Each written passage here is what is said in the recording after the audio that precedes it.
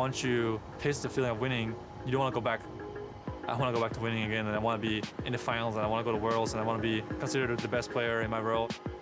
It's important that we continue TSM's legacy as the kings of NA. TSM will get that Hauntzer the pentakill! I guess TSM has rivalry with everyone, but it's more like everyone wants to have a rivalry with TSM. You obviously want to be rivals with the best team and the team that's had the biggest legacy. Historically, TSM has always had the numbers on us during playoffs. Disaster for Cloud9! But I think this time around, it's really going to be the one where we're going to beat TSM. They could die here! Very, very low, gonna be taken down! First blood over to Team Liquid! If you get a bye, then you need to practice way harder than other teams because having underdog power is a real thing. So if you don't try way harder than them, you actually might just get upset. Whenever I'm in playoffs, I'm here to win the whole thing. So I can't really stop at Team Liquid. 프랭 시즌에는 트로피를 리퀴드한테 뺏겼는데 이번 시즌에 저희가 뺏어오고 싶습니다. It's a double for double lift, and the Thieves are routed. Liquid will look for the win right here.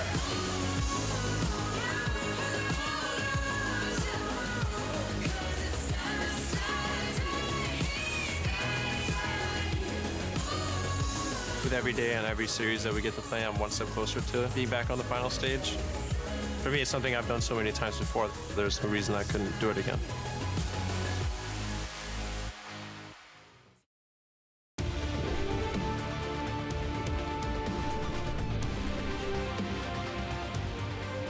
We're back with the NALCS Countdown, where I'd like to welcome Clutch Gaming's top laner, Solo, to help us break down today's series. So thank you very much for joining us. Our first match of the semifinals, we have two teams adding another chapter to one of the great rivalries of the league, after a tumultuous year from both sides. Yeah, and Cloud9 definitely had a roller coaster. You even heard Reaper talking about that, where they started super hot in spring, kind of tanked towards the end of the season, got knocked out in quarters, and then had to bench a bunch of their most prominent players. Sneaky's consecutive game streak getting snapped, and then they fall to 10th place, and it kind of felt like one of the darkest hours for the entire C9 organization that we've seen in League of Legends, and then they start to come flying back to second place. Yeah, I think it's been such a good improvement for C9, and when you look at the recent track record, they look so solid, but because it's been the roller coaster, you do wonder if they've been able to maintain that. Looking at TSM, though, they kind of had the same type of tumultuous year.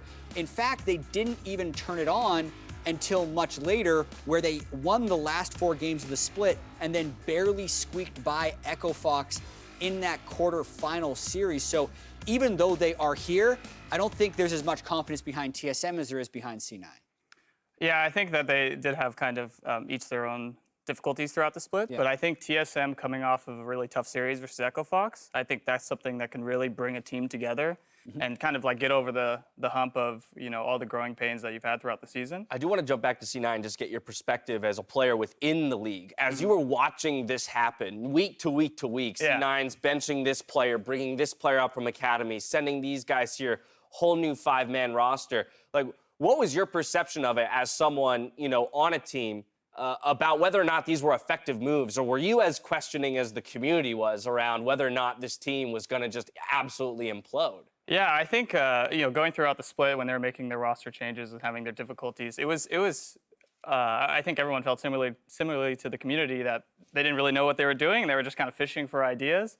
But I guess they were geniuses in the end of it all, and they had this master plan to bring in their rookies and really take over the split. I mean, that's the thing for me. It's just like how it ends matters so much for all these narratives, because similarly for TSM, losing in quarters the first time they ever get knocked out in playoffs before finals, it's like TSM fan base losing their minds again. But if they can win here and get to Worlds, I think a lot of people will be more happy and fine with that than still worrying about the worst year in TSM history in some ways. Exactly, yeah. For that to have been their darkest hour, being knocked out in quarterfinals of a playoffs, in the grand scheme of things, ain't that bad. No. But when you have a history of winning like TSM, it can seem like the world is falling apart. Whenever we talk about Cloud9 versus TSM, it's so easy to draw focus onto the mid lane, and added pressure that sometimes weighs on our star players. I feel like I'm a player that can influence the game a lot by myself, but it's always hard to do that against a team like TSM because Bjergsen is a really solid mid laner. So it's always harder for me to play against teams that are good plus also have a very solid mid laner. So it's always been hard against TSM, whereas I feel like when I play against other teams, it's a lot easier for me to like just snowball the game or take over the game. But it's not really that simple against TSM because they have a strong mid laner too. So I think a lot of it comes down to which team is better or better prepared. And I think this time around, we actually have the better team. Playing against Jensen is always fun.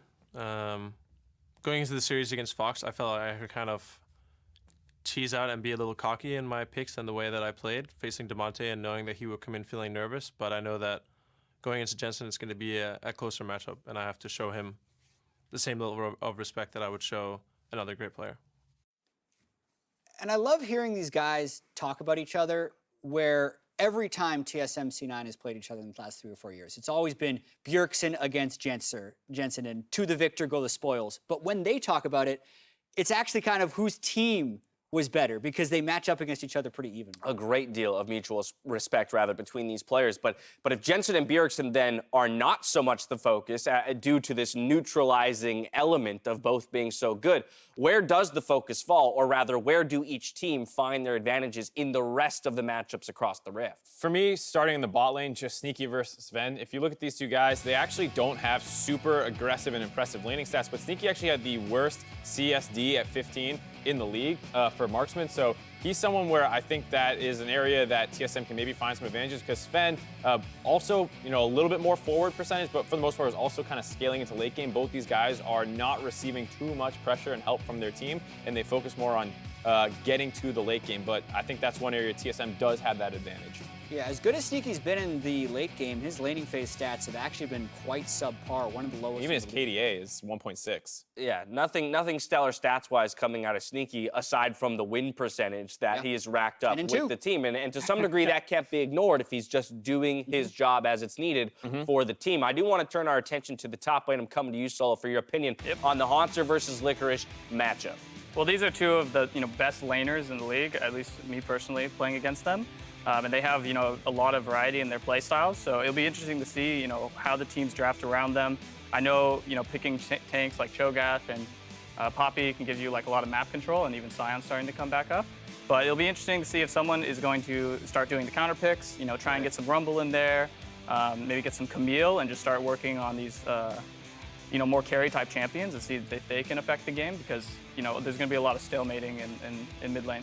Yeah, the top lane and jungle picks can affect so much of what the top laners do, but I'm interested in that top lane matchup because if you looked at just this year, the stats we just saw on the screen, you'd say Licorice wins by a landslide. Yeah. But we also have to remember the experience that Hauntzer brings to the table in playing in multiple finals, multiple playoff series, and Licorice's only LCS playoff series was last split when they lost all 3 games to Team Liquid. So yes, Licorice does have the edge based off recency, but it's really difficult to count a player like Hauntzer out. Yeah, as stellar as the stats are throughout the regular season, this is playoffs. It's a whole different animal. Last position I want to talk about is that jungle matchup. Of course, we've got the C9 rookie of the split in Blaber up against Grig for the side of TSM. Yeah, I think Grig has done a good job stepping up and overperforming to people's expectations, but when you compare him to who he's up against, even with Sven Skaren, I would think he would be the underdog in both of those matchups, whether it is Blaber or Sven who's going to be playing out the series. So it's the kind of thing where it's a tough position for Grig to be in. I think a lot of these guys are a lot more aggressive at finding kills for their teams.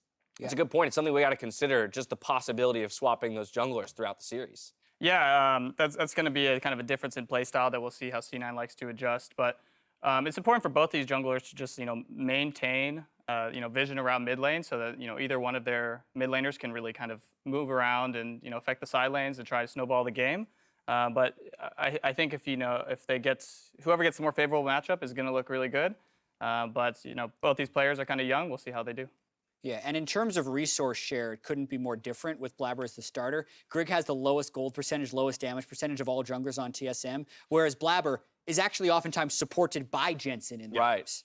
Well, that's interesting. So with all these points in mind, I want to know what the win conditions are for both of these teams. We're going to start with C9, so I'm coming over to you, Jet. Yeah, so I think it's important for them to play aggressive bottom lane, since I don't actually think Grig goes down there that often. Also pick strong team fighting in the solo lanes, concentrate your ganks on the top and mid lane as they have during the regular season, and also remember to stay proactive like they were in the second half of the season. even though it's playoffs, don't slow down, and TSM's not the proactive team, so you're free to do this. All right, that's how they do it for C9. Mark, what do you got for TSM? TSM, I actually like what they kind of did in staying red side. I wouldn't mind seeing them do it and use that to get good laning matchups while still picking better team fights. So if that means picking the Rumble who can team fight but also secure a good lane, go for stuff like that. Have Grig hopefully neutralize Blaber by finding him in the jungle and shutting him down. Just keep vision on him. You don't actually need to kill him or anything. Ban Kindred, I think it's Blaber's best champion that we've seen. And then finally, bot lane has to step up in some sense where they have to overperform from what we've seen out of the regular season. You know, we've kind of identified that as the one place that TSM does have a definitive edge, arguably with the stats at least, over C9, so they need to abuse that. 2:30 ahead of game time. Let's get predictions down the line. Mark, starting with you. 3-1 C9. 3-1 C9. What are we taking over here? 3-2 TSM. 3-2 TSM? Yep. I put in 3-0 for C9. Woo! 3-0 call for C9. So, hey, this is important. The prediction pineapple's still on the line as these two guys were tied in the predictions at the end of the split. We're in sudden death mode. Even though they've both predicted C9 to win, they have different series scores. Yes. So if one of them gets the series score correct, they are awarded the prediction pineapple at the end of the day. But with the match 2 minutes away, let's send it over to Riv on stage for the stakes coming into this series. Thank you very much, Dash. I'd like to take you on a trip down memory lane to the start of the LCS, when TSM's claim to the title was all but guaranteed, until a plucky band of brothers known as Cloud9 came onto the scene and disrupted what could have been TSM's first reign over the LCS. TSM knew change was needed and brought in a mid-lane prodigy, Bjergsen, to reverse their fortune. After coming up short in his first split in the NALCS, Bjergsen delivered on his team's ambitions in the summer of 2014. Now the splits to follow would tell the same tale. Cloud9, despite picking up a mid-lane wonder of their own, failed and found themselves consistently coming up short on another title because of TSM. Time and time again, their encounters are bloody, coming down to the slimmest margins, or, in their most recent encounter, one single keystroke. Cloud9 entered today with tremendous momentum and eyes locked on a wounded TSM. Will Cloud9 and their roster of hopefuls reclaim a shot at their reign?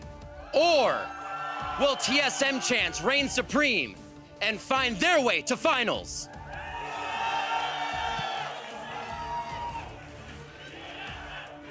Thank you very much, Rivington, and thank you to this glorious audience here in Los Angeles. I am Freak, that's Kobe. On the far side is Zeyzal. Are you ready for one of the most historic matches in the history of North America? TSM vs Cloud9, round 7, 8. I'm starting to tear up a little bit, actually.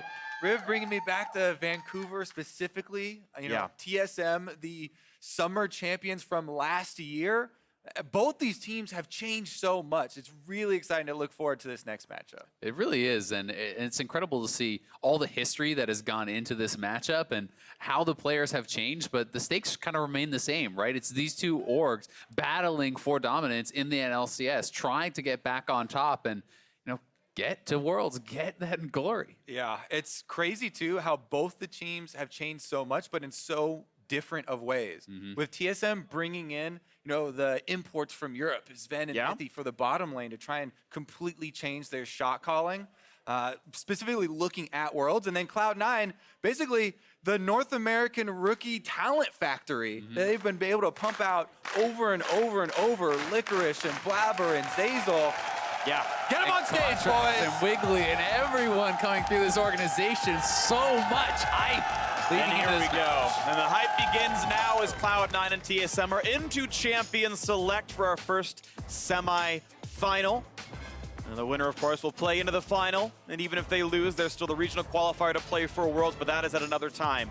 Junglers being banned out fast and furious. 3 so far off, no Quinn for Blaber. And into the more safe, farmy junglers like Trundle and Olaf allowed for Grig. No Gangplank for Licorice in the top lane. Yeah, I like how animated they're already being in Champ Select on the screens that you can see. Jensen, as soon as the Kindred's banned out there, talking a lot about it. All of the teams in North American LCS have been talking about this combination of Zilean Kindred and kind of memeing along with Cloud9, but the success that they found with that was so real. It really was. I mean, I do agree that it has been kind of his best champion on stage, but he's been able to play a lot of different aggressive picks. He's brought out the Camille, the Nocturne, the Elise, and he has made these picks work too. All right, Cloud9 maybe setting up for a first pick jungler with 3 bans themselves, but know what support grabbed off the top of this one. With Rakan off the table, Braum is the first pick here. I want to see if Gragas is high priority or what else TSM goes for. Most notably, Zven's Varus still available. Yeah, the AD carries there have been pretty close for Zven. You mentioned the Varus, the Ezreal and Kai'Sa have been the other 2 super big ones for him.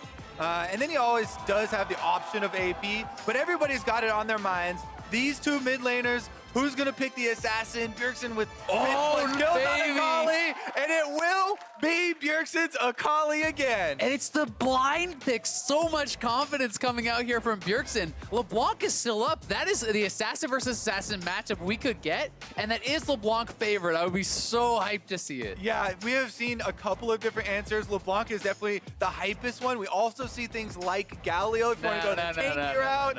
But Eyes if you want to go for a more normal. Exactly. But we're not done here. Shen is picked up. Typically, we assume support Shen at first. It can be flexed into the top side, though, very easily for Hauntzer. We have seen them play Shen Swain and these sorts of bottom lanes. Remember, Zven has brought out that Swain a couple times, so they could be looking at something along those lines. I think that can work well into something like the Quinn, who is a bit shorter range, easier to get grabbed up by that never move. And I think we're getting LeBlanc. It makes sense here. Would be such a hype way to start off this series. That's going to be exciting. I like the sneak. He's bringing out his own Quinn. He's going to flip around. Zilean will be the mid lane pick here. And with no mid laners banned at all, both these players got their pretty much top tier pick. Akali versus Zilean in the mid lane. And we kind of mentioned a little bit, but Zilean was the big champion for Jensen when he came back into the starting roster. Accelerating Blaber, having the extra life for him when he goes a little bit too deep is something that the team talked about and they kind of count on with this strategy, but it's very good in lane as well. We've seen him flash double bombing people, setting up for kills. And of course, Kai'Sa grabbed in for Zven. One thing I do want to posit here is we have seen Akali play top lane a very little bit. Hauntzer, we know, can play carries, and the chance to routinely flex, go for something more like a Syndra in the mid lane, which is often actually quite good for Syndra, baiting out the ultimate and moving things further around. I want to see what TSM does as their draft pushes forward. It'll be really interesting because so far TSM definitely drafting very heavily on the dive, on the engage. Kai'Sa, Shen, and the Akali all looking to fly into that backline. Also, it would be kind of disappointing for me personally if you have a team with Bjergsen on it and they don't let him pilot the Akali. The LeBlanc ban does say what Freak was saying. It's talking that, hey, this Akali could be going up to Hauntzer. We still have to consider that LeBlanc could come through, so there are mid lane bans going over to Bjergsen still, despite the fact that this could be an Akali mid. And we're up to 6 junglers off the table already just from bans, and another one is one of them. Actually, no, nothing's been grabbed yet in the jungle. So yeah, 6 junglers gone so far in the draft here. Even the Hecarim going away. Yeah, and we have to talk about Hecarim a little bit because we've been looking towards this champion ever since the mana sustaining problems in the jungle were solved. And he did, get a recent couple of tweaks. It's definitely a champion that works really well with Predator, and we've heard stories about some scrims, really snowballing with it, especially around camping mid. So even with these jungle bans, they're still focusing on that matchup. Yeah, and especially in combination with the Zilean, the speed up, giving you even more damage when you're charging in. Gragas would make a lot of sense, but you always have to take into consideration the Braum with the shield can actually make it very difficult at times to knock people in with your ultimate. That's always going to push Braum and those behind him away. So it can make it tougher for Grig. All right, the North American special. Nocturne, of course, still left up on the table. Has gone down in priority quite a bit over the last several months, but still a plenty powerful champion. And Cloud9 going to keep playing aggressively. Lots of heavy roaming available now as a Nocturne can get across the map. Looking for the top laner. Yeah, and their strategy does become really clear once you have these ones locked in, right? Because we've had Sneaky on this Quinn over and over again. Where it really shines is later in the game, after the laning phase, when he's pushing out these lanes really quickly. He can roam with the ultimate. Nocturne is so good at picking people off, between that ultimate. Plus, during Nocturne ultimate, makes it difficult for the Shen, no matter who's playing it, to be able to help out their teammates. So Cloud9 looking to get those pickoffs. As you said, Freak, even Ornn, with his ultimate, is super long range. Yeah. You can set up those kills. And I think that Nocturne ultimate, the timing of it is so critical. Not only is shut down the stand united and teleports, but also Kai'Sa. If you actually are trying to have that Kai'Sa diving in and Nocturne ultimate comes out, you cannot get vision to actually dive in and support your team. So if that gets messed up, it could be a big deal. Yeah, I definitely would rather see a Nocturne ult early for the darkness and vision denial, rather than save it for later for the perfect jump onto the squishy. Even has some counterplay against Sion as well. Pops the ult, you hear it globally, and you go, all right, lights out. Good luck drifting without being able to see any champions. Could be valuable. Either way, the draft is secured, and Cloud9 with a lot of unusual champions that you don't often see anymore in League of Legends. Zilean, a bit of a Jensen special. Quinn for Sneaky, very much the same. But TSM, cream of the crop in a lot of places. Gragas, very common. Akali really sought after as well. Kai'Sa, the most played of the split for Zven as well. Gonna be exciting to see if C9's more sort of individual champions are gonna work well for them in this draft. And specifically, I am looking at Blaber, the rookie of the split here. He is on Nocturne. This is a feast or famine champion. We've gone over so many times, how North America really does kind of over-prioritize it even to some degree. Early on, can it be very influential in the lanes, looking for those kills. But again, if you don't find success in your first couple of ultimates, you will fall behind and become very useless for team fights later on.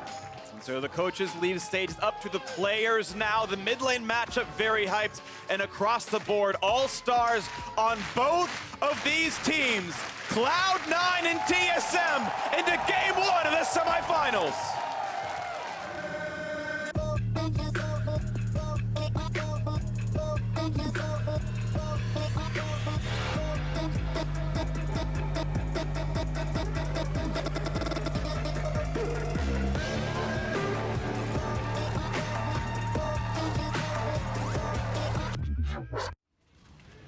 Welcome to Summoner's Rift. Game 1 in a best of 5. Cloud9 coming in as the favorites of the audience as well. The second seed of the North American Summer Split, fighting back from a 10th place spot around week 2 or 3. This group of 5 has done so much work here now, battling against the most historically dominant team in NA history, TSM. Yeah, we haven't seen Cloud9 in quite a while, because they went so far, because they got that bye. But remember, they won their last 8 games in the regular season. Right now, they're already starting it off, though, and Zeyzal gets his done. This is going to be such a tight series, I think. And you talked about the pressure on Blaber to perform, but I also think there's an incredible amount of pressure just on, as we're going to actually see a fight here. Yeah, a bit more across that one, but Mithy's going to walk away, no stun. Zeyzal, though, very injured. And has to recall maybe into the lane. I like how Mithy said, I'm not done with this trade. Goes back in for the support on support, and he gets a little bit extra. Yeah, Zeyzal, if he actually doesn't base, he's going to be down a potion. Yeah, so he's just going to stay out on the map and pop a potion for this leash. But a lot of pressure will be on Grig also. There's constantly focus on TSM junglers. There's constantly a lot of public attention. And he is a brand new player to the LCS here as well in his first playoffs with TSM. And expectations are so high. Even though they got knocked out in quarters, people are still expecting it's finals or bust for TSM. Very true. People already seeming to forget that TSM also went through a jungle change with Mike Young, taking his spot on the Academy roster. Grig coming in to take over. One thing Grig has been extremely good at for TSM later on in the game is stealing big objectives. Yeah. Barons, buffs, dragons. Steph Curry, actually, even a recent investor in TSM. Nice to have some of those eyes on this game as well. And eyes on Zven, as we know, in this one. And with his trademark Kai'Sa, should look pretty good in this. Sneaky, though, the Quinn has taken several nerfs over the course of time.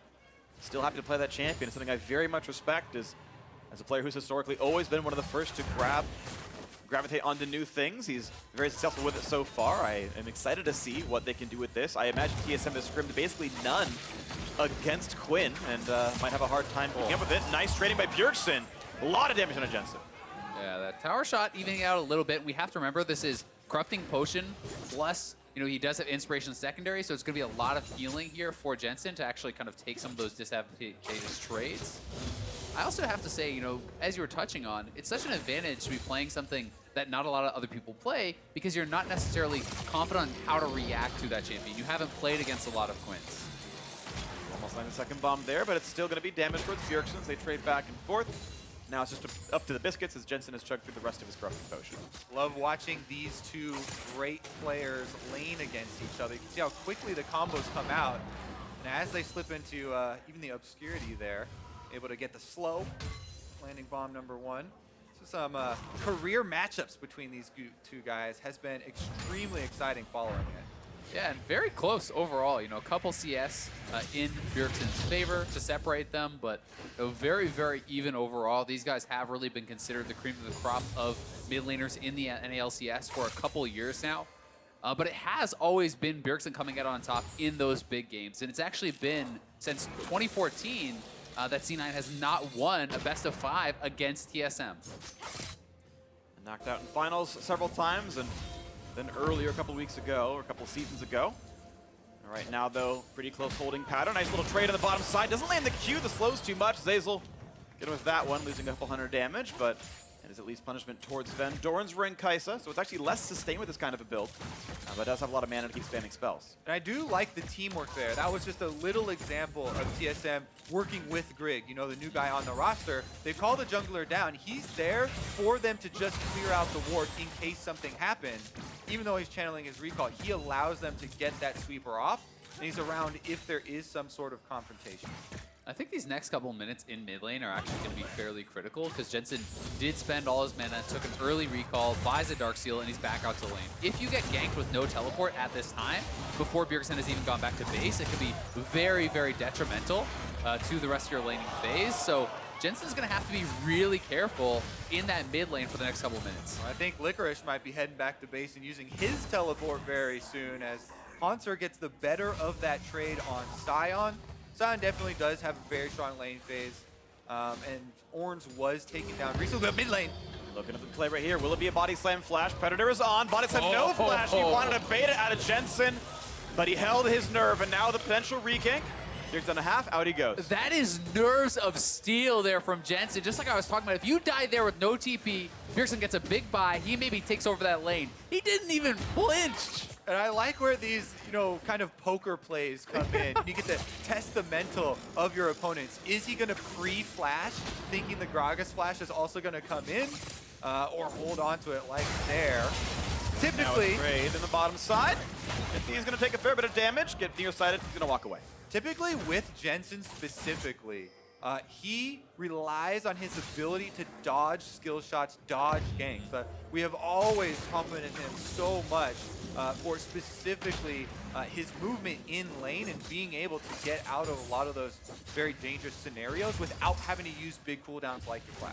It is good to see that confidence, even in a matchup where you know there's so much pressure on him coming in against TSM, against Bjergsen, with all the history there. He is not flinching. So taken out of the turret in this case here, as level 6 have come around though, so volatility can go up. Blaber level 5, the same for Grig, fighting over the scuttle in the top river. We'll see if they get a fight for it. Smite comes through, Grig is 6. All right, Zeyzal, I want to play the next level of the poker game with you then. If you are Jensen and you see Grig come by again through mid lane for a gank, he body slams as close, do you flash the second time? Or do you hold on to it for the rock, paper, scissors calling his bluff again? I feel like you have to flash when he's 6 as well, because then even if you get your ultimate off, I think you're not getting back to the tower. Well, speaking of ults coming off, though, a knockup there could be nowhere to go, and Hauntzer's gonna fall. First blood to Blaber. Had eyes on Blaber, rookie of the split, first ultimate. As soon as he gets it for Nocturne, he is up to the top side, he converts on it, and he gets the kill money. So big there for Nocturne. You talked about how important it is to get going in the early game. You get a kill on that first gank. He's able to complete the warrior. He's going to get it rolling. And here it is one more time. The Ornn ultimate is ready. Nocturne is moving up towards that top side of the map, so they know they want to go for the split. Remember, these are two young guys. Liquorice is just on the team this year, and he's converting right here. Flashes over the Sion. comes in immediately with Blaber, and they execute the kill before Hauntzer even has a chance to flash. Yeah, and Licorice did that flash to get in front of the ultimate to stop him up, because otherwise he's unstoppable, doesn't get stunned by the Ornn ultimate, so nicely responded to there. Beautiful stuff out of this. See it a lot with people preemptively using their flash rather than the Sion ultimate sometimes to try and expect that and get out of those. But we return back to the bottom side as level 6s are also coming in here, and you have to remember that Shen, once he hits level 6, can actually change those top lane fights top side as well. So even though there was a semi-global here used for Cloud9, the flash from Licorice that was blown offensively to get the kill can also still be punished, even though that was a good use of it, if they have Shen go up there or something. Yeah, and if you want to return to the top for Hauntzer, you have to be so confident that you will kill him off before that Nocturne ultimate expires and Shen can come in, because otherwise that can get turned around completely. Now, a little bit of tension down this bottom river as Grig and Blaber trade blows. Spell shield used on a regular barrel, but I'm not worried about the explosive cast here as the wards go down and Cloud9 get a bit of vision themselves. Yeah, they're rotating up from bottom lane over to the Dragon as well. Looks like they were thinking about the Infernal. Right, they've taunted Nocturne. Could this be the burst damage they need? The shield comes up for Zeyzal. He jumps back across the wall with the flash, but Gragas going to find his cast, and they get that kill picked up. Grig now on the board. Grig answers back so quickly here, and there's your level 6 on Gragas. They get the kill, and this is a bigger one because Infernal Drake is on the table, and they're starting it up. Yeah, that was so well done, and credit to Mithy for starting it out. Knew they could win that 3v3. Should be their Infernal. Neither top laner is looking to actually join in. We'll see if Sion wants to do anything, but I don't think they really have much of a chance. Yeah, especially with the wards over here. TSM are able to see Sneaky, deny him a pathway to go mess with Grig. So even though Grig's getting low during this Dragon, his team is screening for him. No one will interfere, and TSM will claim it. Beautifully done. TSM get that collapse after the mid lane shenanigans. Zven and Mithy got the push. They got that kill through. Yeah, here it is one more time. They knew they were around in this brush, but TSM is coming from above Blaber, so he's just walking straight down and then taunt straight out of the brush, catches Blaber, and the follow-up here from Grig was beautiful. It definitely was, and Blaber had no spell shield, I believe. That's why we didn't see it at any point during that replay. Not quite sure, I don't remember what he used it on. He used it earlier in the river, just on that regular barrel when he was chasing him, so it may have still been on cooldown from that. It is a very long cooldown, upwards of 20 seconds there, and a good job by Mithy taking advantage of that opportunity. Still fairly close here as far as the early game, though. Blue buffs have been handed off to the mid laners, and Jensen trying to stop Bjergsen's recall. Takes a turret shot for the trouble, but doesn't make that happen. It's going to be interesting to see how defensive Jensen decides to go into this Akali and Gragas, who do have a lot of upfront burst. He did rush a Catalyst, so probably going Rod of Ages here to start things off. A little bit more HP instead of a tier, so you can't get burst down as easily before your ultimate comes out. And as excited as we are for this matchup, the Zilean pick into Akali is mostly about countering, not dying. You have your ultimate to stuff the all-in kill, as well as just getting as much sustain as possible and farming it out. And also, you really are able to give some, I think, kind of continued relevance to that Nocturne, who is very often a one-way trip in that late game. He can dive in, make space, you ult him up, he comes back up, and gives you more of a chance to have that big team-fight impact. While just fighting continues in the top side, and despite the assist going to Licorice, there's really not much excitement happening up there. It's the tank matchup. It's kind of what you expect. They're both playing for the team fights here. Mid lane has gone pretty equal, and we've, of course, seen that bot lane kill a little while ago. Curious to see who the fan thinks is going to win this one as time ticks on. Equal in gold for both these teams, but TSM up that Infernal Drake. All important. It's going to feel pretty good. Gunblade not far away for Bjergsen. The item's still scaling up in the bot lanes. It looks like Blaber is really kind of getting ready to make a play here as he actually purchased up a stopwatch very early on. So he grabs that stopwatch, he has his ultimate ready. That to me says he wants to fight. We'll see where he's gonna look though. Maybe top side. Keep in mind that Shen ult is still available for Mithy, so this holding pattern is not gonna be easy for Cloud9 to break. But the crab also spawning topside. Could be a visit over there. Yeah, Cloud9 actually taking over now in the chat as Blaber goes for the invade. He drops off a ward, but he's been seen on the way out. He sees the opponent's coming across Predator. as well. He's going to be pretty safe with Predator popped. Going to kill off a ward, be spotted still. No ganks topside. They could fight over this. I mean, C9, they have 3 members in the area. I'm not sure if they want to actually opt into this team fight, though. Looks like they're going to back off. Yeah, it is a bit scary with the burst potential of level 10 Akali plus a Gragas. However, Cloud9 do have a couple of the answers now already. You mentioned the stopwatch Zeyzal they picked up early. You can turn that later into your Guardian Angel. But that, in addition to the Zilean ult, would allow them to buy time. This is really nice, though, from TSM. As they see that Blaber was on the top side, Mithy immediately invades, gets multiple wards on the bottom side to protect them from any potential Nocturne ultimates. So they are pretty well covered and have done a good job tracking this Nocturne, and Blaber hasn't been able to get his second ult out just yet. Now Grig actually adding more objectives to the map right here. He's tied Blaber in kills. He's already grabbed that Infernal Drake, and now playing on Rift Herald. It's Grig actually having a better early game than the rookie of the split in Blaber. Yeah, and Blaber, speaking of him, he's right over those wards that Zeyzal was mentioning Mithy just put down. So they know he's bottom side now. The bombs. That's a lot of damage. Bjergsen's getting low, heals up with a Q. Oh, attack now! Gets the ult from Mithy, staying alive, but a great fight out of Jensen.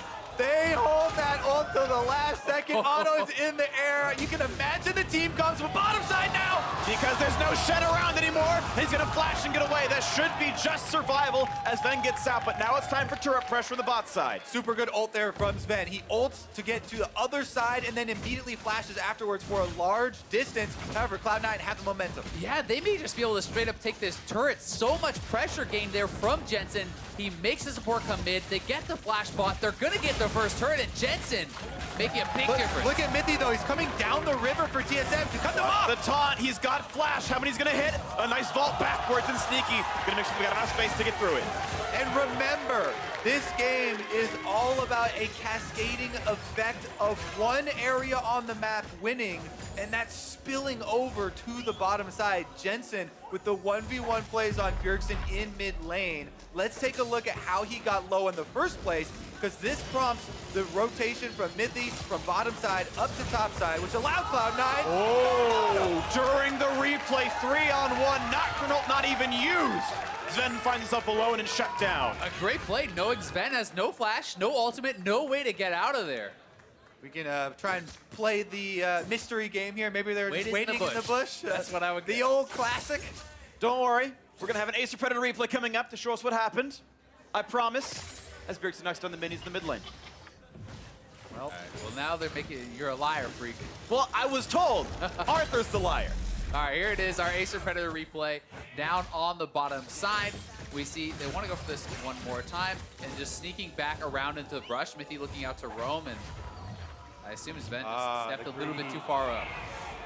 The greed, when the greed hits. One more wave, please. Cloud9 says, no way. Sneaky and Zeyzal back out on the warpath here, roaming around, but so are Mithy and Grig, clearing out the wards together. Ocean Drake is alive, and the rest of the team is available. Bjergsen got his ultimate, but so does Jensen. Mithy, the only one missing one here. Revealing the Ocean Drake, the Shen taking it up, and getting lower on that Shen is not necessarily ideal. Yeah, Hitting around though. Ornn's walking topside still. Yeah, they already have 5 members here for TSM in place, controlling the Drakes, looking to get number 2. A teleport could come in for Licorice, but it's a bit too late if they wanted to make the call to actually stop the objective. And TSM on the Drake. They grabbed that one without issues. And now the question is, does Cloud9 hit anything topside? Because they chose to send Ornn back up there. They really didn't fight for the Drake. Yeah, I mean, they're going to get a little bit of a minion denial from Hauntzer, but it's not going to be too big of a deal. And credit to TSM for actually just getting the vision around the dragon, being able to set that up a little bit better. And Hauntzer won't miss too much, just a little bit of turret damage. Interesting situation we have here. Slight gold lead for Cloud9 with the extra tower down versus TSM's 2 Drake control. Pretty powerful Drakes as well for themselves. But again, look at the vision that Cloud9 are trying to move up into TSM territory. Sneaky on this Quinn also aiding in that there with the W active, revealing TSM! Taunt Flash gonna find Braum. Zeyzal puts the ulti down. Nocturne comes in as well. And there's a Sion behind them. He's teleported through. Now Liquorice will show up on top of this one. And fight's gonna start. Ornn comes across, finds a knockup on the 2 in the bot lane, but Grig is still pretty safe. Liquorice will have to flash this wall, but he's gonna wait and buy some time first. Waiting for his reinforcements, maybe waiting with the Zilean open to bait this as well. Over the wall goes Bjergsen. Liquorice gets revived. Bjergsen in the stealth, staying alive. Mithy over the wall now. Looking for round 2 as a knockup comes in. Will they find that kill? Sneaky knocks down Bjergsen, and the team stays alive. 1-0 Cloud9, and they're not done. Watch out for Jensen as the flash and a vault into Mithy. Down under 1,000, but able to walk away. Cloud9 1-0, out they go. Walking on the razor's edge here. Cloud9 over the back of the Dragon Wall. Revive Licorice. I was wondering, how long is he going to hold on to that flash? Just to the very end, they get the kill and they got out. So ridiculously close, and TSM are going to drop the Rift Herald, but C9 is actually here ready to defend this, so the Rift Herald shouldn't get too much done, and TSM definitely losing out pretty big on that. That was an incredible display of trust in your teammates and communication in a very convoluted 5-on-5 situation. Yeah, and here it is one more time. They want to try to knock down Grig. You can see the early use of the stopwatch to buy time there from Blaber. And then here's the situation, kind of just dancing back and forth, trusting that Zilean will save him. Yeah, and they're throwing range damage over the wall while he's waiting, while he's reviving. This whole time, they still have eyes on him. Bjergsen goes over, they get the kill, an immediate flash out with sub 50 HP there. The juxtaposition of the C9 fans pumped up, TSM fans not Deer in impressed. headlights. Whew. An exciting game, though. Only 800 gold separates the squads, and TSM still with the Drake lead. This game is close. Yeah, and Sneaky, the benefit, picking up 2 kills there, is now on 2 completed items. He has that Shiv, as well as the Storm Razor, going to be a ton of upfront burst with Electrocute as well. He can start getting out to those side lanes, looking for plays around the map, and we'll see how effective he can really be on this Quinn. Heads up there as well. Heightened senses, spots out that Shen and Gragas were waiting in the corner. There's a man who knows how to play Quinn. He pressed W, didn't get ganked. I know many players who would make that mistake. Champion master. Doesn't even cost mana. People would still get that wrong. I know one of those players standing right next to me. Yeah, to your left or right? Left. To the hint, that's me. For those not watching. Either way, still a very close one. Back into the bird form. Sneaky's going to find something else to do. Looks like he might be the big impetus now. Him and Blaber, really, those are the ones that are hyper mobile, able to get around the map. No teleport available for either top lane tank. 3 minutes to go for both of those cooldowns. And as the towers start to drop and we get into the mid game here, remember the champion select and what Cloud9 are looking to do with all this mobility. TSM trying to defend their turrets right now. They have to be worried about transitioning between turrets, because you can see Blaber, he's hovering in the river, looking for an ult top, and looking for an ult mid, trying to get that opening. And he's got that rank 2 ults, you know, both Sneaky and him do, which is going to increase their mobility, increase their ability to engage, you know, kind of from further away. If they can hit this double bomb, may look to go in, but not just yet. Ooh, it's Bjergsen going in and getting the Shen on top of him. This is going to be a 2-on-2, and it's not enough to kill up Jensen. He's got the ulti still available. Nocturne will pop for some vision denial. Gragas still coming across, though. Can they get the revive? Yes, Nocturne goes back up, but Jensen will burn down. Bjergsen finds the kill, and it's now time for Nocturne, but they're re-engaged. Quinn picks up one, looking for a second, a knockdown from Zeyzal. They pushed in Blaber, but they can't quite find that kill just yet. Shen comes around for this fight, maybe, but he's still in the river. Looking for the kill, and Mithy not going to find him just yet. They're staying alive. Looks like it's just the 1-for-1. Mithy was staying around to try and get relic procs to heal his teammates there, but almost went down to the Nocturne Q. That was so close. And both the top laners actually, I thought Hauntzer would already come through, but it's his TPs gets canceled. Both the top laners' TP gets canceled there, so that was a ridiculously close fight. This game is certainly delivering on the history of these two North American great teams. Teleports are coming in to actually get them back on the field right now. I don't know if I have more action to cut us off, but what an exciting opener here. Only 21 minutes in so far, and everyone's still on the edge of their seats with gold very close to even.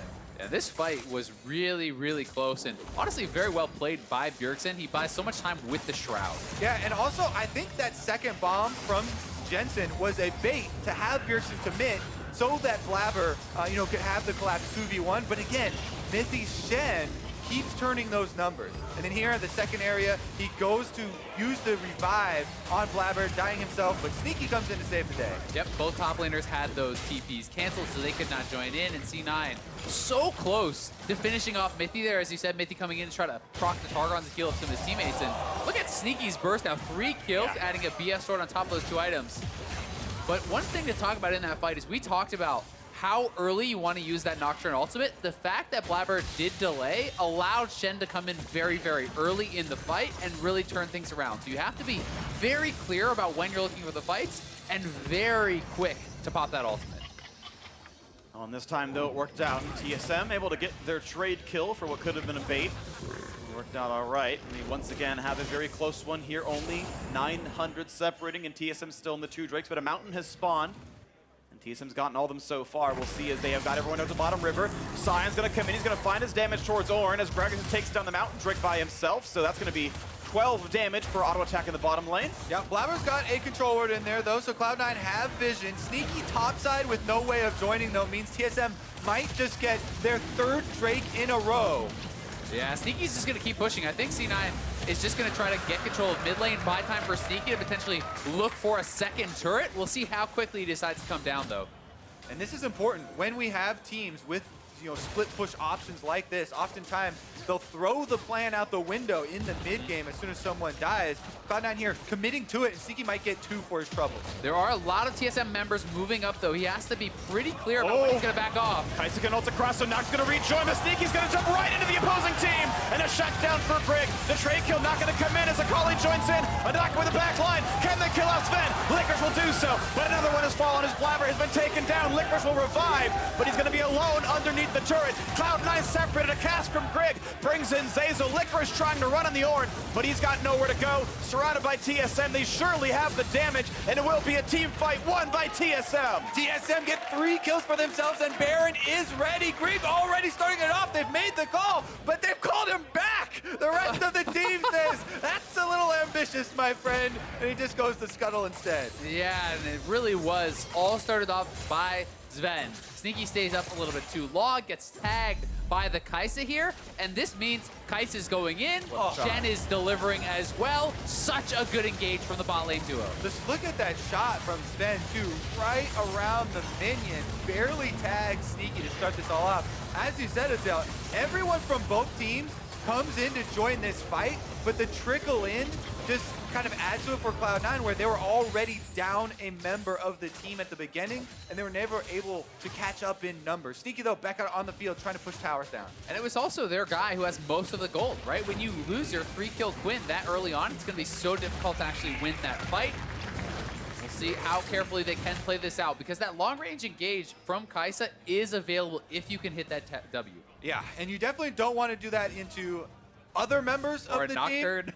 That was exactly. That was the perfect opportunity there for him to use it. Even though Zven didn't get Tokyo Drift. Even though Zven did not get that kill, Kai'Sa now is into the stage of the game where you have Rage Blade, and every consecutive item you're building on now does so much for her team fight damage, and TSM are going to have a couple of different options for these team fights as far as the delayed starts here with Akali and keeping that Kai'Sa safe so they can deal out damage for the entirety. It is always so scary though. Not only are you against this Nocturne who's doing pretty well and has a lot of damage, but Nocturne can be the bomb delivery system, which just adds a lot of damage on top of your ultimate. You throw a bomb on Nocturne's head, Nocturne ults in onto Zven, and if that pops too, that's another couple hundred damage on top of your kind of one combo potential, which does make it very difficult for Zven. So much is going to come down to, can he stay safe and be protected in this team fight to really sit and get those auto attacks out? Oftentimes, too, it's such an interesting decision between the extra damage of a bomb on the Nocturne head or using the double for the stun. It depends on how many people are really close, but the towers are starting to fall, so we have more room for those fights to work with. Remember, Cloud9 still have not lost a single turret. Ooh, Sneaky's on top side. He did get spotted, but good use of the W. Exactly. Spots Grig himself, but you mentioned the fact that there's no turrets killed by TSM yet. This game is 300 gold apart, tied in kills, 3-0 on turrets, but only 300 gold apart. There is a ton of standing gold available to TSM. They have been taking the Drakes while Sion are pushing lanes, and those advantages are going to stick with them the entire game. This feels like TSM are in control to some degree. Yeah, they're in a pretty good spot. The question just becomes, will they ever get to take those fights? I mean, C9 has the Quinn who's going to be better in the side lanes. They have a Nocturne to support those side lanes, and that can be tough. Looking now in the mid lane, Liquorice going to take a bit of damage, not yet knocked up by Hauntzer, but the rest of the team is still coming down. Now maybe turning it around as Jensen shows up, but it's a 2v3 in the mid lane. TSM able to walk away cleanly. And both of these tanks for each team have the spammable shield, so it's difficult to get lasting damage on these guys, even if they are the ones that they're starting out the fight on. C9 may look for a team fight now. They have 3 items complete on Sneaky. IE came in. Yeah, IE spike's going to be a big deal. You can see the Ornn horn came through, but no fight to be had TSM cleanly walk out. Yeah, Cloud9 have to abort mission after that one. They whiff the Ornn ultimate. That is a huge part of their AoE team fight. Right now, TSM have plenty of time. They've got Bjergsen splitting on top side. This Akali wants to get to that level 16. Once Bjergsen can get that last rank in his ultimate, he can have a huge impact. And you mentioned how important Sneaky is, Zeyzal. If Bjergsen, level 16, Akali can get on top of him, then there will be no more gold to use. Yeah, no MR on Sneaky whatsoever. He has that Braum to block. He has the revive available, but he's depending a lot on his teammates to kind of keep him alive. And we'll see if he wants to go into something like a Hexdrinker to help with that potential dive coming in later. All right, well, once again, we look back across the map. Jensen, 16, Bjergsen not quite there as he shoved in mid lane. Looks for his Krugs and comes back again. Blue's going to be handed off to the Zilean without much of an issue.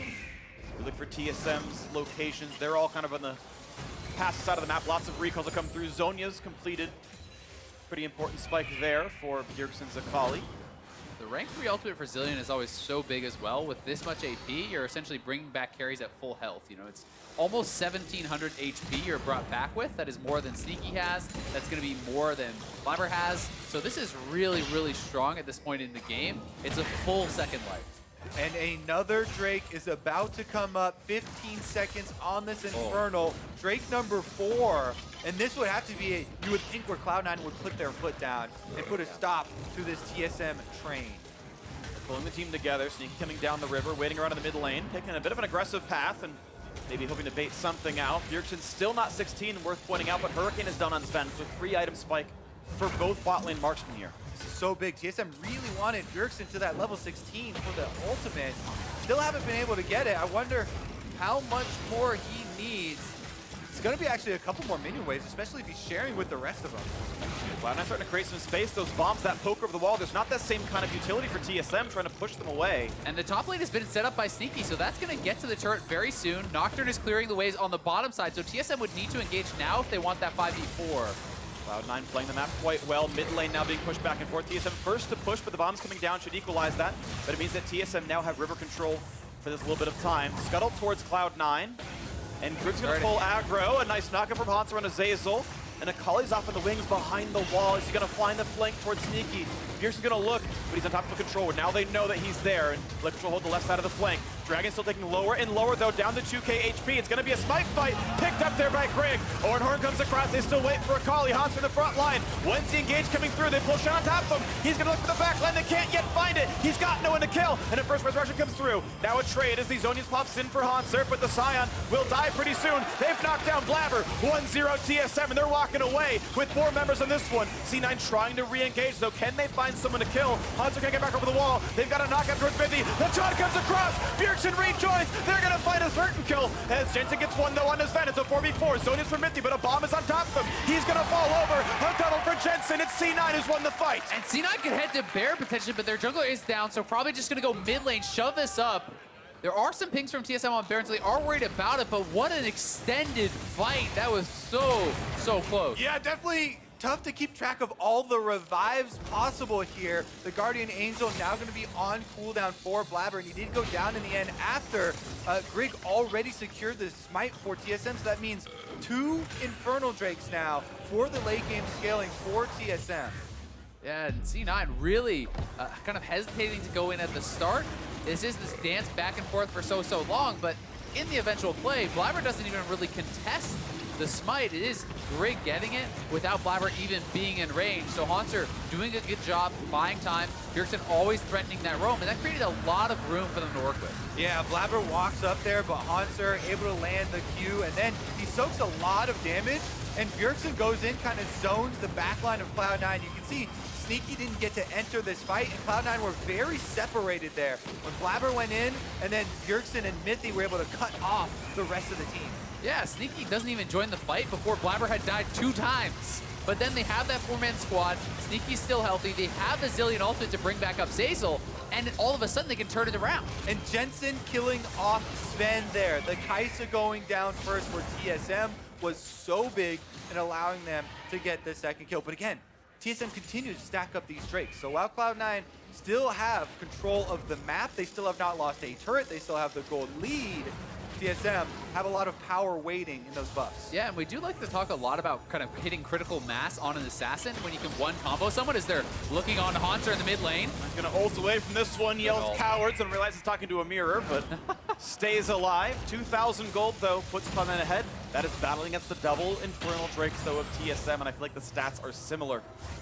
C9 do have a bit of Baron control. It's their own control inside that pit. They've got some aggressively across the jungle as well. And Licorice is pushing bot lane. There's no one from TSM to answer him just yet, so TSM, you know, struggling a little bit to deal with some of this side lane pressure. It feels like they are usually a step behind on that, but they have been good in the fights, and their farm is very, very healthy here. Nice toggle on the Fog of War you can see here from TSM's perspective. They don't have vision. Licorice is coming. They're gonna go for this play right now, looking for the knockups into the back line. They're gonna try to assassinate Zven, but he's gonna kite away and stay alive. Blaber's gonna be careful, but Grig is caught along with the Zonias, and he's gonna flash away, staying up for this one. Now Licorice on the front line. A big knockup, not gonna be found for Hauntzer, and they could chain him down. Under 1,000 HP, he's gonna walk away and ult back out as well. No casualties, but lots of low health bars. Yeah, lots of low health bars indeed. All the tanks walking away in the end, and the junglers as well. In the end, we still have the pushing minion wave on top side though, and as Zeyzal points out, there's the Warbogs on Licorice, so you know they're going for round 2. Bjergsen, he nearly one-shot Sneaky. He's got to get out of this one. Bjergsen can't quite get the rest of that kill, but it's going to be hard to team fight without a marksman now. Hauntzer in the front. They're going to try to burn down Licorice. They get one. Mithy gets the kill, looking for Jensen as number 2. Can they chase him down? Not quite, but it's Cloud9 now stuck inside, recalling towards their base. What a big teleport there from Hauntzer, and the re-engage for TSM gives them control over the Baron pit for the first time. I think they're going to just straight up start this up. Sneaky is going to be flying out there very quickly. Jensen is back with his ultimate available, but that Baron is going down quick. Blaber is going to fight. Jensen's going to go for this one as the Baron's at a 4,000 HP. Smite is available. Can he get in the pit? Can they fight for it? Into the front line that goes them. Sneaky trying to get his kill. He'll be revived, but watch out as Bjergsen wants to find someone to kill. Zeyzal's going to fall. Sneaky caught alone. He's taunted. That's a 2 for 0. Make it a third. TSM cleaning up the map. And TSM are going to get this Baron. It's just Jensen alive. They get the kills. They'll claim the Baron. 4 dragons to 0. They have a stranglehold on this first game.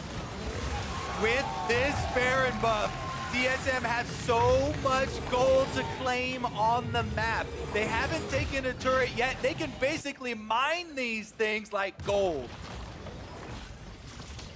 Just filters into their base. Zven getting richer. 361 CS, despite being against a marksman who can fly across the map. It's been better farm for Zven's Kai'Sa. We can watch that Baron fight once again.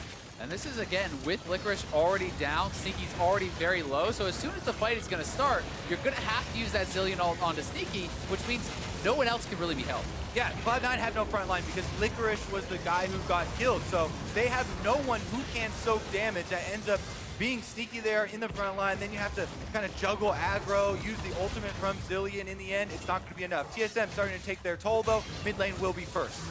That's going to be the turret falling. TSM now 1 on the board here. Will there be a C9 re-engage? They got that fall. Bit of a slow towards Hauntzer. That's done as well as the minions can fall, but will it be much of a chase? They're going to try, actually, to find themselves a single kill. A flash for Zeyzal's going to stop that one.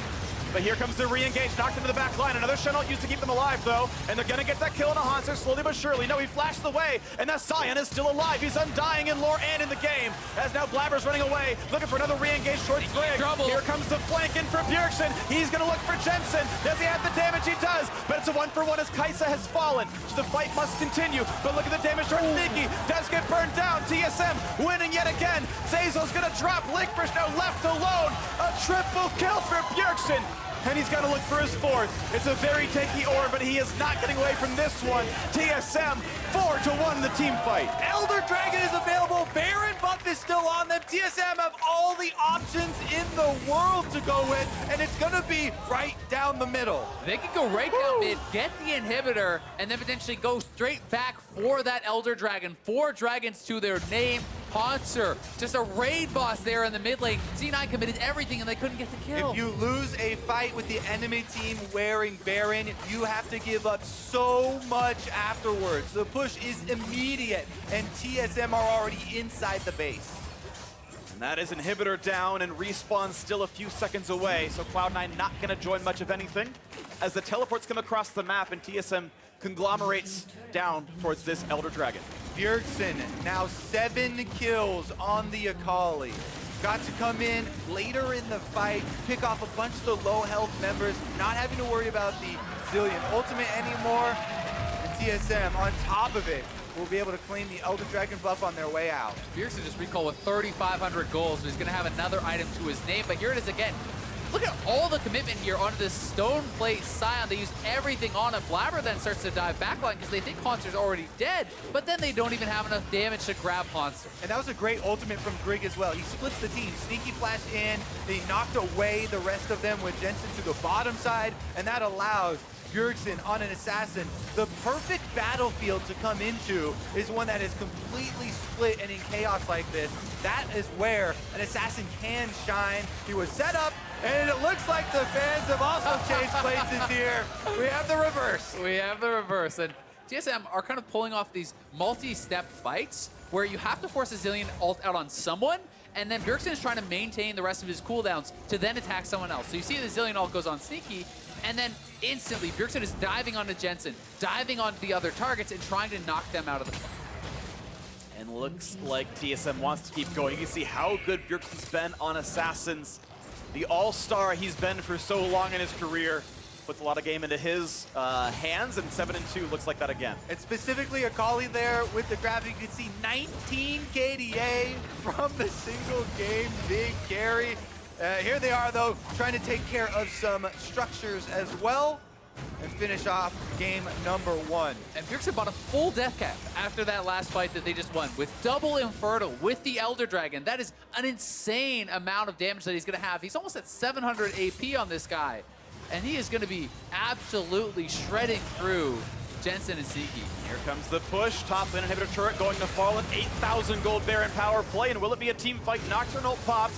Braum's as well, but it's Cloud9 not willing to pull the trigger. They're going to cede more of the base and give more to TSM. Yeah, remember the Elemental Drake stacking from TSM earlier in the game? Well, it pays off when you get a late game Elder Dragon. There's zero chance that Cloud9 can fight them while they have this much true damage at their disposal. But they might have to. In comes the dive to the back line. Can't quite kill off Sneaky, but right now he's invisible, so Bjergsen's going to be okay. The kill's going to come after his Licorice. 1-for-0. And in the 5v4, great knockback for Grig. Will knock in the Guardian Angel off of Blaber. One turret falls as well. So now a limping C9 must try again, but Quinn's already been deleted, and they're going to lose this one as C9 stuck inside the fountain. Another double kill for Bjergsen. 9-2 on the Assassin. They're going to knock down the rest of the base, spend a bit of time like Vitality hitting people on the fountain, but this time they will knock down the Nexus, and TSM leads the semifinal 1-0.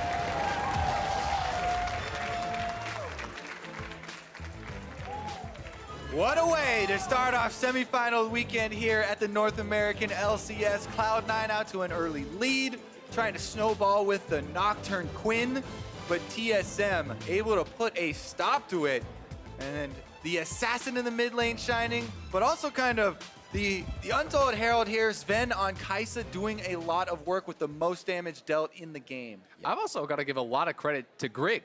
He was 2-0-14 quietly that game. He was involved in all but one of the kills. He is there, answering ganks from Nocturne early. He's pressuring on the other side of the map. He's getting the Rift Herald. He's getting all these dragons. And Grig, I think, Mark talked about one of the win conditions he felt for TSM was kind of Grig controlling Blaber and answering Blaber, and I think he did that beautifully. And him setting up the battlefield for the Assassin to come in was so big too. The Gragas ultimate really, really well played, considering there's a Braum in the game that has Unbreakable that can make it very difficult to use that. Yeah, beautiful stuff out of Grig. Beautiful game out of TSM to get that first game victory, and now to get their thoughts on how game 1 played out. Let's hand it off to the State Farm analyst desk. Thank you very much, Freak. As per usual, C9 TSM series never disappoint, but TSM comes out on top in game 1 between these two teams. Let's take a look at the draft first, because I think we had a lot of questions around, especially with C9, kind of the unique stuff that they had pulled out throughout the split, what they would come in prepared with, having had a bye, and some knowledge of what TSM played in their quarterfinal series. Yeah, they did a lot of things that were C9 towards the end of the summer split with the Zilean and the Quinn early on. They also dared Bjergsen to play Akali, which they probably shouldn't do again. It looked okay for a little. Yeah, lane was going well. This was actually a very close game, but I would say when Mark and I went over win conditions at the start of the day, almost all of my Cloud9 win conditions isn't what Cloud9 did this game. They didn't pick for late game solo lanes. They actually weren't that proactive because TSM was able to just walk to every single Drake, and they didn't play that aggressively bottom lane. So I was very disappointed in what C9 brought to the game, and I thought they looked a little scared. I love what TSM did. They followed my win conditions, ban Kindred, control Blaber early, the Drake control. I'm surprised that they were able to get 4 out of 4 Drakes with the fact that their bot lane got dove and kind of lost their turret early on, and there was some pressure around the mid lane. And then, yeah, they mostly used their counter picks for getting good team fighters and things like that. So, hey, I was pretty happy with it. And talking about the picks, in particular, I want to take a look at that top lane because we saw the first successful gank from C9 come into the top lane, Ornn versus Sion. But as we scaled throughout the game, we kind of saw just the prowess of the Sion pick play into the team fights quite well. Yeah, so, I mean, Sion is one of those champions that even when you gank it, he's going to have this, like, insane team fighting because he's just so tanky. And compared to a champion like Ornn, who's more of a engager than he is like a true tank. When you have these team fights, it's going to be really hard to kill the Sion, especially when you're running something low damage like Zilean and Quinn. Yeah, and I think the game was very back and forth, and so if I'm looking at this from the C9 perspective, I don't know if I'm walking away 100% convinced that, like, we lost in draft because there were so many opportunities to get better leads and better plays. So unlike the previous series that we'd seen in the quarterfinals, you'd be okay with running this back? I'm still kind of like debating it in my head because on the one hand, I don't know if you want to run it back and give TSM the chance to adapt even better because both teams can react to what happened in this game, and TSM can say, okay, we don't want to lose our bot lane turret at 10 minutes against the Quinn. Let's figure out some stuff we can do to help there. I'm afraid if you run it back, that I think this one might have been one of the first times Bjergsen's played Akali versus Zilean. Right. So I don't think he's going to have like the near death that he had, and they're not going to have to use Shen ulti to save him. So you might not even get that opportunity to dive bot early. And then, you know, once you get to mid game, I just don't see how you're going to stop, you know, TSM's kind of ball comp and be able to, you know, sustain in fights when you have to deal with the Sion front line. That's the biggest part I'm debating with is, like, I think this series will largely come down to team fighting. Yeah. And that's why for TSM, my win condition was make sure you always end up with a better team fight. Yeah. And I think here you kind of saw that work out. And as much as I saw C9 could have done a lot more stuff in the early game, but now that we're talking about it more, I'm like, yeah, I don't think you want to run that You don't back. run this one back. You can have a better early game and maybe snowball, but like this series does feel like a team fighting series. Listen, I thought C9 was a big favorite coming into the series, and that either the C9 rookies wouldn't necessarily play that well in this game, or that TSM's clutch experience was going to come in big to try and swing it. And here, like, Grig actually, as a rookie, played pretty solidly. And I thought Blaber had one of his worst games ever. Like, he's only played 9. It's not that powerful It's of a one team. of the worst games ever because he was on Nocturne, he had the potential to snowball, he had lanes that had great gank assist. He ends 1-5-5 on Nocturne. I think that's magnified by the fact that C9 spent their first 3 bans on junglers against Grig.